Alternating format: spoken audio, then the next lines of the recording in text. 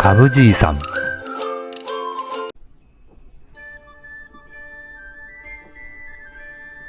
はい、こんにちは、かぶじいさんです。今回は久しぶりに私の人生トークの動画をお送りいたします。日の出前、この綺麗なね、朝焼けを見ながらですね、神奈川の道志川方面へ車を走らせているところですね。今日は私の元上司、職場の大先輩、その大先輩の方はもうすでにリタイアされてるんですけれども、本当にお世話になった大先輩なんです。かれこれ20年ぶりぐらいで、デイキャンプでお会いすることになりましてね、今ウキウキしながらそのキャンプ場へ向かっているとこです。はい。左手にね、朝日が昇ってきました。気持ちいいですね。毎日繰り返されるこの日の出のシーンなんですけれども、この日の出を見るたんびに私が何かね、新しい生命を授かってこの世に生まれてきたみたいな一日がスタートする、また新しい日がスタートするということをね、感じさせてくれる、やっぱ素敵な時間帯ですよね。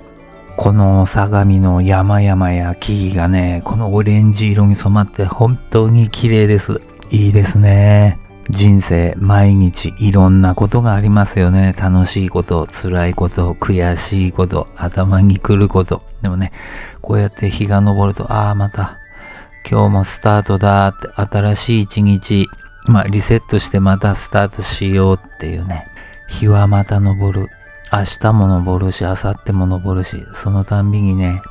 気持ちをまたリセットしてスタートする、そんな時間帯ですかね。はい、今ね、車でね、相模は道志渓谷の方へね、入ってきました。山深いね、いい感じのところです。この辺はね、キャンプ場がすごい多いんですけれど、その一角にある川沿いのキャンプ場へもうすぐ到着です。かぶじいさん。はい、キャンプ場に着きましてね、大先輩とね、合流しました。今、車の脇にタープを張りましてね、これからお互い焚き火をしながら、よもやま話をして過ごそうという、そういう企画なんです。この赤いジャケットを着ている方が私の大先輩なんです。年齢は、確かね、私より10歳ぐらい上。いや、そこまで上じゃなかったかもしれないんですけど、結構先輩なんです。職場ではね、ほんとお世話になりまして、私がまだ生産の現場で働いてた頃ですね。いろいろご指導してもらいました。でね、しくじったりね、ドジこいた時なんかもですね、シャラッとね、フォローしてくださって本当にお世話になりました。それとこの先輩、仕事だけでもなくですね、趣味の範囲が広くて深くてがまたね、なんて言うんでしょう、とっても奥深い話をしていてもね、いろいろと気づかされたり発見を与えてくれる、そんなとてもね、幅広で奥深い方なんですよね。かれこれ、20年近くね、連絡が途絶えていたんですけど、やっぱ今時ですかね、Facebook でお互いが何をやってるっていうのを知るようになって、そこから連絡を取るようになって、じゃあ今度デイキャンプしながらちょっと話でもしようかってことになったんですね。かぶじいさん。私は現在66歳です。60歳になった時に定年退職するか働き続けるか、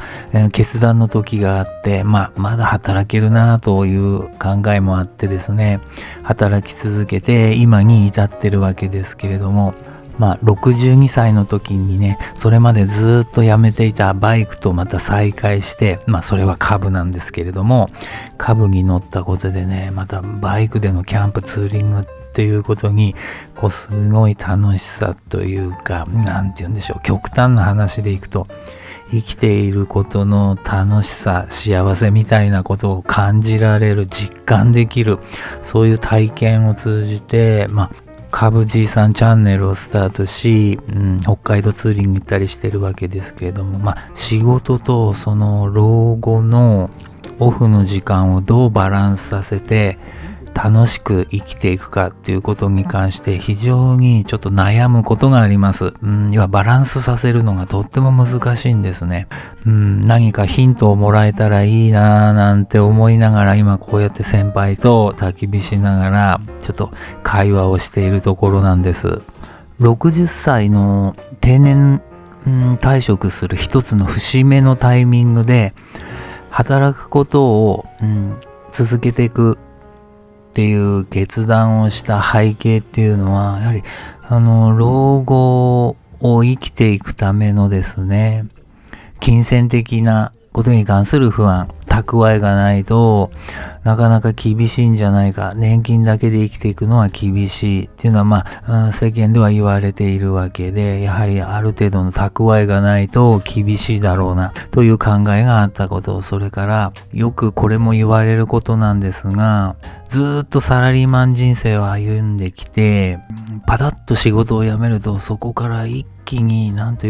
やりがいとか何か人それぞれですけれども何かを失うことによって喪失感とかボケが進むですとかなんでしょうね、そういったデメリット負な影響があるよっていうことをよく耳にもしたりしました。実際私もそこで仕事がぱったりなくなると自分としてどうやって日々生きていくのかっていうことに関してのその張り合いというかやりがいというか生きがいとか社会と結ばれていることのつながっていることの安心感みたいなのが失われると自分がどうなっちゃうんだろうっていう不安もあったりしてですね、結局今に至るまで働き続けてるんですね。株じいさん、私の場合ですと、会社人生サラリーマン人生40年一つの同じ会社でずっと働いてきてます。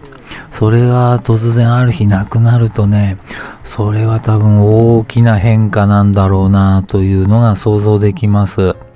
もちろん自分の人生を振り返ればですね、油の乗り切ったもうピークの時期を超えて今どんどん下っていくれる、楽にね、自転車のペダルを漕がなくても自転車が坂をスーッと楽に下っていくように自分としても今下り坂にあるっていうのはひしひしと感じてます。職場でもそういう立ち位置でしょうし、仕事を手抜きでやってるという意味じゃなくて、しゃっかり気に登り続けなければいけないというタイミングは過ぎたと思ってます。で、今はゆるい下り坂を下ってるんですけど、いつまでこの状態続けるのかなっていうのはとても悩むんですよね。というのはやっぱり引き際やめ時っていうのがあると思うんです。で、人生は時間が限られてます。日本人男性の場合健康年齢っていうのは72、3歳と呼ばれてますので、今66歳の私が健康で周りの介護を必要とせずに自力で何でもできるのは平均年齢でいくとあと6年ぐらいしかない。そこでまだ仕事をしてたら何でしょうね、自分が老後に本当にやりたいこととかをやっていく時間がなくなる。時は金なりと言います。今自分は生活や老後のお金が心配で働いてる、やりがいもあるからやってるんですけれども、一方でどんどん時間が失われていく。時は金なりということわざもあります。将来を心配して報酬、お金を得るために時間を使うということが、自分がやりたいことをするための時間をどんどん失っているというふうにも感じられるんですよね。別の言い方をすれば、限られた人生、限られた残りの時間を働いて過ごすか、それとも自分がやりたいことに興じる、今まで蓄えてきたものも使って楽しいことに時間を費やす。そのタイミング、切り替えのタイミングっていうのがいつかっていうことなんですよね。かぶじいさんチャンネルは、還暦を過ぎた私かぶじいさんがクロスカブとの出会いで人生が変わったをメインテーマに、ツーリング、キャンプ、ハイキング、登山、旅行、様々な道具、そして人生のお話などなど何でもありのゆるいチャンネルです。よく噛むのがたまに傷ですが、どんまいにチャンネル登録、高評価にコメントもどうぞよろしくお願いします。で、ここ最近富に感じるのは、今が引き際、やめ時、いよいよ自分がやりたいことに専念する、全力で楽しむ、そういうタイミングに来てるんじゃないかななんていうことを思ってるんですよね。で、そんな話をこの大先輩と今話してるんですけど、この大先輩曰く、いやーもうやめ時だよ。今から全力で遊ばなきゃ。時は金なりっていうのもあるんだけど、時は健康と連動してるんだよってことですね。時が経つにつれて体力がどんどん衰えていき、今までやれることができなくなる。いわゆるその健康年齢っていうのはどんどん明日、明後日、しあさってとどんどん短くなってってるわけで、今じゃないとできないことがあるよって、今だよって非常に力強くね言われました。大先輩と話しててつくづく思ったことがありまして、年を取れば取るほど物事を決めることを先送りにしちゃいけないってことなんですよね。それぐらい時間っていうものが大事で、先送りにすればするほどその貴重な時間、健康で何でもできる時間を失っていく。やれるはずのことがやれなくなってしまうってことなんですね。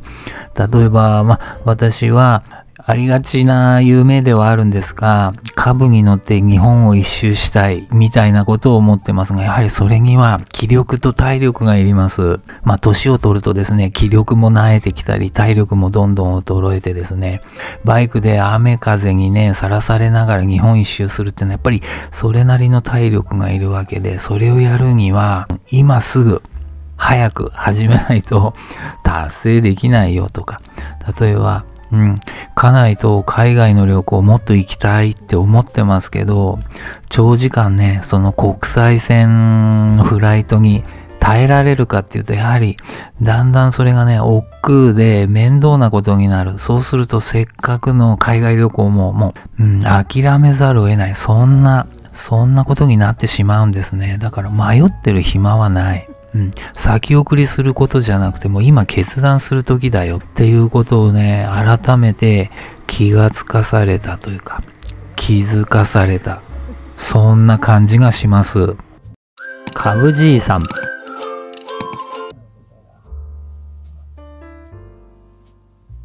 ちなみになんですが、この大先輩は60になった時ですね、スパッとですね、会社を辞められて、それ以降ですね、もう 200% ぐらいですね、余暇を趣味でね、楽しむ。ほんとね、全力で遊んで楽しむ、人生を謳歌する。そういうライフスタイルをね、続けられてます。本当に素晴らしいなと思います。素晴らしいなというか、そういう決断をできる人と、そういう決断ができない私みたいなタイプの人種がいるんだなと思います。そしてもう一つ、私が気がかりになっていることがありまして、サラリーマン人生やってますと、1週間1ヶ月の生活のリズムっていうのがあります。私は部分就労という雇用形態で1週間のうち3日働けます。で、それ以外はオフなんですね。それでも1週間の生活のリズムが確立されてます。働く、休み、働く、休みという、そういうリズムに乗って、リズムがあるので逆に、なんて言うんでしょう。生活の規則性があって、考えなくても出勤する、今日は休み、明日は出勤みたいな、そういうリズムに乗ってるので考えることなく、それが楽だったりもします。ところが仕事を辞めてしまうと、そのリズムっていうのが消えて、毎日が休み、365日休み、そうなった時、自分の生活のリズムってどうなるんだろうっていうのが、なんて言うんでしょう、自信がないというか、漠然としていて、ある種の不安感がそこにあります。株じいさん。どうなっちゃうも何もですね、自分でやめて、人生を方向を変えるわけで、自分がそのリズムを作ればいいんですけど、何を糧にそのリズムを作るのかなとか、皆さんはどうしてるんだろうかとかって、そんな得体の知れない不安みたいなものがつきまといます。それと、毎日趣味に興じるってことは人間できないと思うんですよね。お金もいりますし、そして何かをやるには計画があって、それを毎日趣味に興じて楽しむってことはできないと思うんです。楽しみっていうのはたまにやるから楽しいんですよね。毎日、例えば私が毎日365日株に乗って日本一周しているとか、365日海外旅行してるってわけには当然いきませんよね。そんなお金もありませんしね。じゃあどうするんだ、何が楽しいんだろうって、普段日常趣味に興じてない時間の方が多分圧倒的に多いはずで、そこでどういうふうに自分の生きがいとか楽しさとか行く上でのリズム、糧みたいなものを見出すんだろうって思うんですよね。で、そんな漠然とした疑問をこの大先輩に聞いてみましたらね、自分には想像もできないようなね、答えが返ってきたんですよね。老後のほとんどの時間を趣味に興じて過ごすなんていうのはありえないよ。そりゃ時々趣味のキャンプに行くとか釣りに行くだとか絵を描くだとか、人それぞれのね楽しみ方っていうのがあるんですけど、それを日常毎日それで埋めるなんてことはやっぱりありえない。そんなの当然だよ。たまにやるから趣味は楽しいんだよ。じゃあそれ以外の時間をどう楽しむかなんですけれども、朝起きてから寝るまでの生活のすべてのプロセスを楽しいなって思えるように過ごすんだよって、そういう風に自分を変えていくんだよ。例えば朝起きてから朝食までの時間に軽い運動をするとか、それを楽しみにするとか、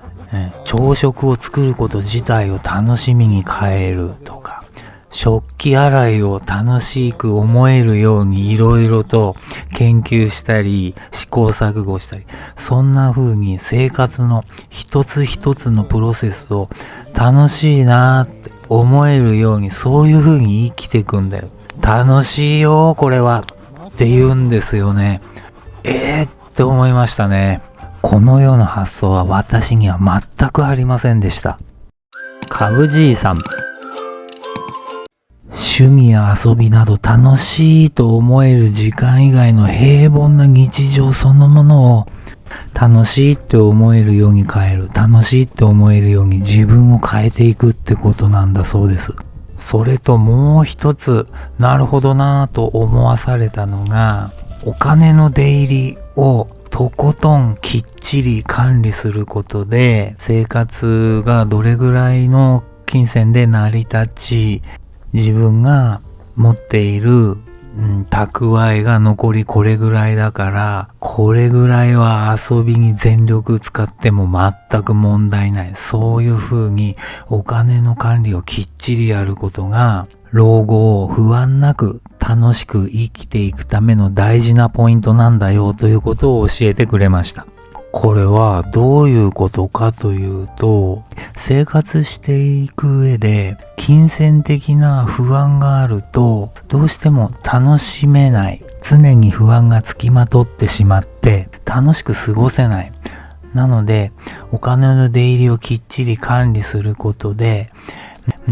これぐらいの生活とこれぐらいの趣味に興じる範囲であれば、この鳩の歩行シーンびっくりしましたで笑いました。仮に人生が100年だとしても十分生活していけるっていう確信を自分の中で持てれば、日々の生活に不安がなくて